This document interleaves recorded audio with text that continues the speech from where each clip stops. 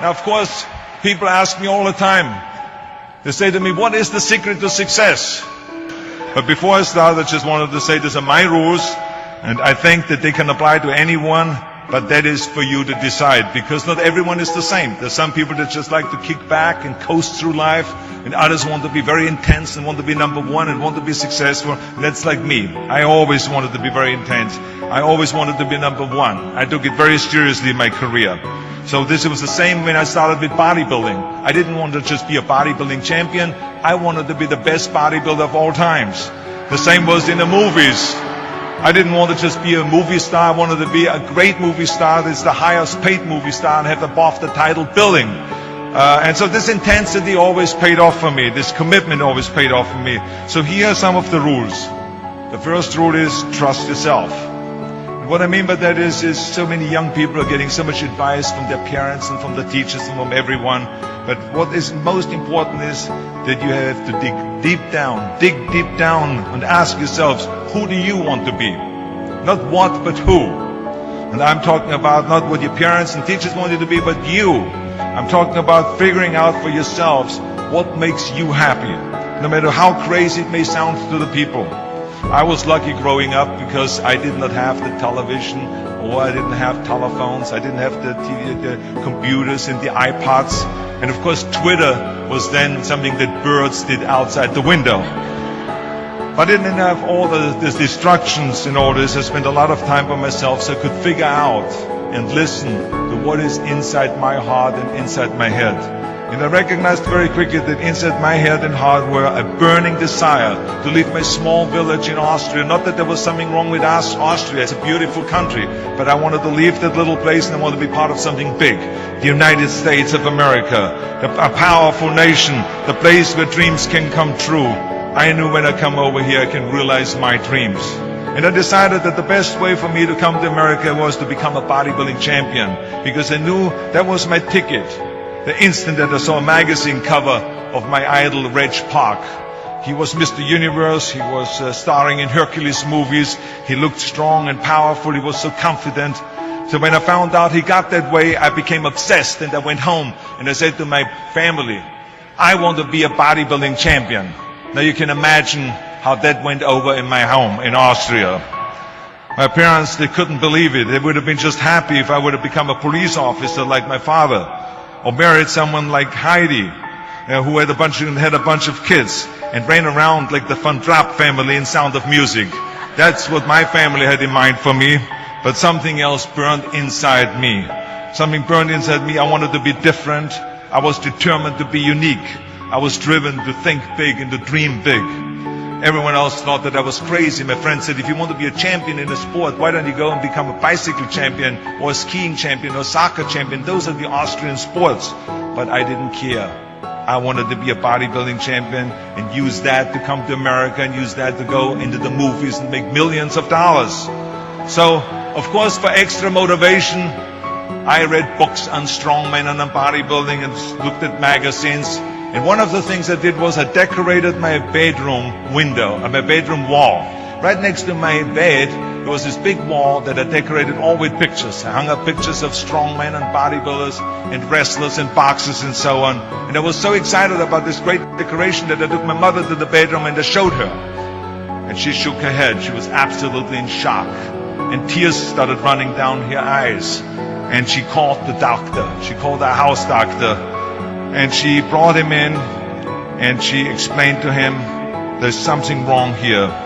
She said, she looked at the wall with the doctor and she says, where did I go wrong? I mean, all of Arnold's friends have pictures on the wall of girls. And Arnold has all these men, but it's not just men, they're half naked.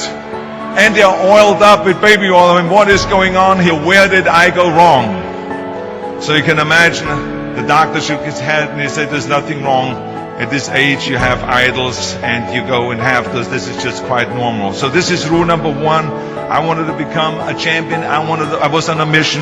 So rule number one is, of course, trust yourself no matter how and what anyone else thinks. And of course, rule number two is break the rules. We have so many rules in life about everything. I say break the rules, not the law, but break the rules. My wife has a t-shirt My wife has a t-shirt that says, well-behaved women rarely make history. Well, you know, I don't want to burst her bubble, but the same is true with man. It is impossible to be a maverick or a true original if you're too well-behaved and don't want to break the rules. You have to think outside the box. That's what I believe. After all, what is the point of being on this earth if all you want to do is be liked by everyone and avoid trouble? The only way that I ever got any place was by breaking some of the rules. After all, I remember that after I was finished with my bodybuilding career, I wanted to get into acting and I wanted to be a star in films. You can imagine what the agents said when I went to meet all those agents. Everyone had the same line that it can't be done. The rules are different here. Just look at your body. You have this huge, monstrous body, overly developed, that doesn't fit into the movies. You don't understand. This was 20 years ago, the Hercules movies. Now there's the little guys that are in. Dustin Hoffman, Woody Allen, Jack Nicholson, before he gained weight, of course, that is. But anyway, those are the guys that were in. And the agent also complained about my accent. He says, no one ever became a star with an accent like that, especially not with a German accent. And yes, I can imagine with your name, Arnold Schwarzenegger, or whatever the name is, on a billboard. Yeah, that's going to draw a lot of tickets and sell a lot of tickets. Yeah, right. So this is the kind of negative attitude they had, but I didn't listen to those rules. Even though they were very nice and they said, look, we can get you some bit parts. We can get you to be, playing a wrestler or a bouncer. Oh, maybe with your German accent we can get you to be a Nazi officer in Hogan's Heroes or something like that. But, I didn't listen to all this. These were their rules, not my rules. I was convinced I could do it, that if I worked as hard as I did in bodybuilding, 5 hours a day, and I started getting to work, I started taking acting classes, took English classes, took speech classes, dialogue classes, accent removal classes I even took. I remember running around, a fine wine grows on a vine. See, because Germans had difficulties with the F and the W and the V. So fine wine grows on a vine. I know what some of you now say is, I hope that Arnold got his money back. But let me tell you something. I had a good time doing those things and it really helped me. And finally I broke through. And I started getting the first parts in TV, Streets of San Francisco. Lucille Ball hired me. I made Pumping Iron, Stay Hungry, and then I got the big break in Conan the Barbarian. And there the director said, if we wouldn't have Schwarzenegger, we would have to build one. Now think about that. And then when I did Terminator, I'll be back. Became one of the most famous lines in movie history, all because of my crazy accent. Now think about it, the things that the agent said will be totally a detriment and will be impossible for me to get a job, all of a sudden became an asset for me. All of those things, my accent, my body and everything. So it just shows you never listen that you can't do something. And you have to work your way up, of course, run for something else first. I mean, it was the same when I ran for governor. The same lines that you have to work your way up, it can't be done. And then, of course, I ran for governor, and the rest, of course, is history. They said you have to start with a small job as mayor, and then as assemblyman, and then as lieutenant governor, and then as governor. And they said, that's the way it works in a political career. I said, I'm not interested in a political career. I want to be a public servant. I want to fix California's problems and bring people together and bring the parties together. So, like I said, I decided to run. I didn't pay attention to the rules, and I made it, and the rest is history. Which of course brings me to rule number 3. Don't be afraid to fail. Anything I've ever attempted, I was always willing to fail. In the movie business, I remember that you pick scripts. Many times you think this is a winning script, but then of course you find out later when you do the movie that it didn't work, and the movie goes in the toilet. Now we have seen my movies, Red Sonja, Hercules in New York, Last Action Heroes, those movies went in the toilet. But that's okay, because at the same time I made movies like Terminator and Conan and True Lies and Predator and Twins that went through the roof. So you can't always win, but don't be afraid of making decisions. You can't be paralyzed by fear or failure, or you will never push yourself. You keep pushing because you believe in yourself and in your vision. And you know that it is the right thing to do, and success will come. So don't be afraid to fail. Which brings me to rule number 4, which is don't listen to the naysayers. I mean, how many times have you heard that you can't do this and you can't do that and it has never been done before? Just imagine if Bill Gates had quit when people say it can't be done. I hear this all the time.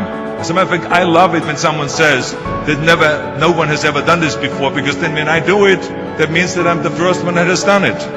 So pay no attention to the people that say it can't be done. I remember my mother-in-law, Eunice Kennedy Shriver, when she started Special Olympics in 1968, people said that it would not work. The experts, the doctors that specialized in mental disabilities and mental retardation said it can't be done. You can't bring people out of the institution. You can't make them participate in sports, in jumping, in swimming, and in running. They will hurt themselves. They will hurt each other. They will drown in the pool. Well, let me tell you something. Now, 40 years later, Special Olympics is one of the greatest organizations in 164 countries, dedicated to people with mental disabilities and with intellectual challenge. And she did not take no for an answer. And the same is when you look at Barack Obama. I mean, imagine if he would have listened. If he would have listened to the naysayers, he would have never run for president. People said it couldn't be done, that he couldn't get elected, that he couldn't beat Hillary Clinton, that he would never win the general election. But he followed his own heart. He didn't listen to the "you can't," and he changed the course of American history. So over and over you see that if I would have listened to the naysayers, I would still be in the Austrian Alps yodeling. I would never have come to America. I would have never met my wonderful wife, Maria Shriver. I would have never had the wonderful 4 kids. I would have never done Terminator, and I wouldn't be standing here in front of you today as governor of the greatest state of the greatest country in the world. So I never listened that you can't. I always listened to myself and said, yes, you can. And that brings me to rule number 5, which is the most important rule of all. Work your butt off. You never want to fail because you didn't work hard enough. I never wanted to lose a competition or lose an election because I didn't work hard enough. I always believed leaving no stone unturned. Muhammad Ali, one of my great heroes, had a great line in the 70s when he was asked, how many sit-ups do you do? He said, I don't count my sit-ups. I only start counting when it starts hurting. When I feel pain, that's when I start counting, because that's when it really counts. That's what makes you a champion. And that's the way it is with everything. No pain, no gain. So many of those lessons that I apply in life, I've learned from sports, let me tell you, and especially that one.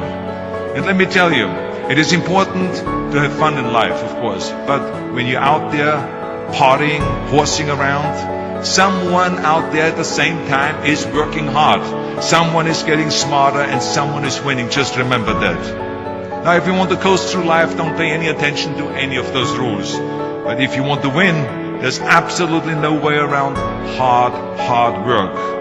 None of my rules, by the way, of success will work unless you do. I've always figured out that there's 24 hours a day. You sleep 6 hours, and you have 18 hours left. Now, I know there's some of you out there now and says, well, wait a minute, I sleep 8 hours or 9 hours. Well, then just sleep faster, I would recommend. Because you only need to sleep 6 hours, then you have 18 hours left, and there's a lot of things you can accomplish. As a matter of fact, Ted Turner used to say always, early to bed, early to rise, work like hell, and advertise. And of course, all you know, you know already those things, because otherwise you wouldn't be sitting here today. Just remember, you can't climb the ladder of success with your hands in a pocket. And that takes me to rule number 6, which is a very important rule. It's about giving back. Whatever path that you take in your lives, you must always find time to give something back. Something back to your community, give something back to your state or to your country. And my father-in-law, Sergeant Shriver, who is a great American, truly great American, who started the Peace Corps, the Job Corps, legal aid to the poor. He said at Yale University to the students at a commencement speech, tear down that mirror. Tear down that mirror that makes you always look at yourself. And you will be able to look beyond that mirror, and you will see the millions of people that need your help. And let me tell you something, reaching out and helping people will bring you more satisfaction than anything else you've ever done. As a matter of fact, today, after having worked for Special Olympics and have started after-school programs, have promoted fitness, and now with my job as governor, I can tell you, playing a game of chess with an 8-year-old kid in an inner-city school is far more exciting for me than walking down another red carpet of a movie premiere. So let me tell you, as you prepare to go off into the world, remember those 6 rules. Trust yourself, break some rules, don't be afraid to fail, ignore the naysayers, work like hell, and give something back.